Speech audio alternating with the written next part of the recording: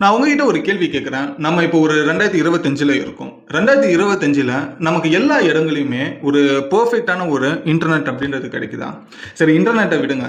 ஒரு பெர்ஃபெக்ட்டா நெட்வொர்க் எல்லா இடங்கள்லயும் கிடைக்குதா? இத்தனைக்கும் நம்ம 2025ல இருக்கோம். இதோட நம்மளோட பதில் என்னவா இருக்கும்? அப்படி எதுவும் இல்ல. சிட்டில இருக்கிற வரைக்கும் நல்லா கிடைக்கும். அவுட்டர் த சிட்டிக்கு போனா கூட டவர் கூட கிடைக்கிறது இல்ல. இதுல எங்க இன்டர்நெட் எதிர்பார்க்கிறது அப்படின்றது இன்னைக்கு வரைக்கும் கூட 2025ல இருக்கும். அட்வான்ஸ்டு அப்படின்ற ஒரு இடத்துல இருக்கும். அப்படி இருந்தும் நமக்கு டெலிகம்யூனிகேஷன்ஸ்லயே நிறைய பிரச்சனைகள் இருந்துகிட்டு இருக்கு 2025ல. இது எல்லாத்துக்குமே ஒரு சொல்யூஷனா கொண்டு வர போறது தான் ஸ்டார்லிங்க்.